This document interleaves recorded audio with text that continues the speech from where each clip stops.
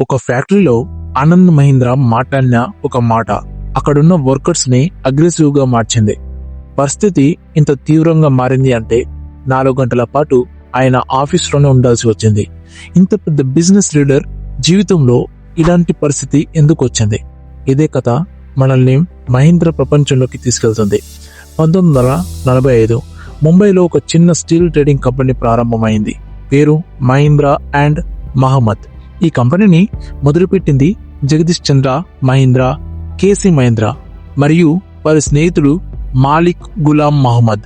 ఆ టైంలో స్టీల్ అంటే శక్తి. రైల్వేలు, బ్రిడ్జిలు, ఫ్యాక్టరీలు అన్నిటికీ స్టీల్ అవసరం. మహీంద్ర వాళ్లకు స్టీల్ ఇండస్ట్రీపై లోతైన అనుభవం ఉంది. 1947లో దేశ విభజన జరిగింది. గులాం మహమ్మద్ పాకిస్తాన్ వెళ్లి ఆ దేశానికి తొలి ఫైనాన్స్ మినిస్టర్ అయ్యారు. పార్ట్నర్ వెళ్లిపోయాడు, కానీ కంపెనీ పేరు, స్టాంపులు అన్నీ అప్పటికే ప్రింట్ అయ్యాయి. M&M. అవి వృధా కాకుండా చాలా స్మార్ట్ గా పేరు మార్చారు. మహీంద్ర అండ్ మహీంద్ర. అక్కడి నుంచి మహీంద్ర కథ కొత్త దారి తీసుకుంది. వరల్డ్ వార్ తర్వాత ఇండియన్ ఆర్మీకి బలమైన వాహనాలు కావాలి. అమెరికా కంపెనీ విలీస్ జీప్ తో మహీంద్ర చేతులు కలిపింది. భాగాలు ఇండియాకు తెచ్చి ముంబైలో అసెంబుల్ చేయడం మొదలుపెట్టారు. ఈ జీపులు ఎడార్లో, అడవుల్లో, కొండల్లో ఎక్కడైనా నడిచేవి. ఆర్మీ, పోలీస్, ఫారెస్ట్ ఆఫీసర్లు అందరూ మహీంద్ర జీపులనే నమ్మారు.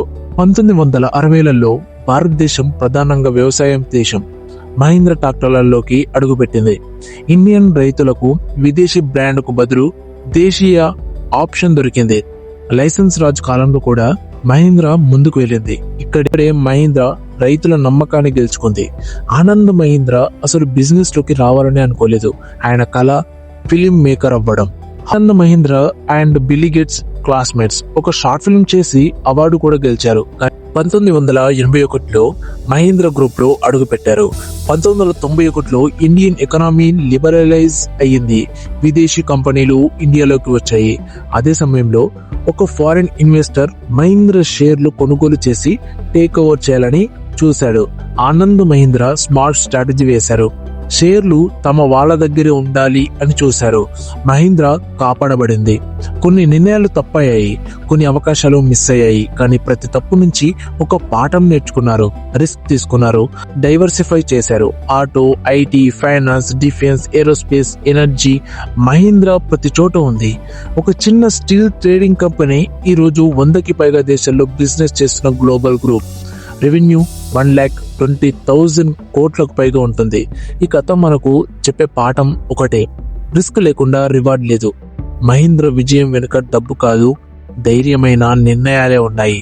ఇదే ఆనంద్ మహీంద్ర స్టోరీ. ఈ వీడియో నచ్చితే ఖచ్చితంగా ఒక నలుగురికి షేర్ చేసి సబ్స్క్రైబ్ చేసుకుని పక్కన బెల్ ఐకాన్ ని ఆల్ మీద ట్యాప్ చేస్తే మరిన్ని డాక్యుమెంటరీ వీడియోస్ మీ ముందుకు వస్తాయి. Stay tuned and thank you.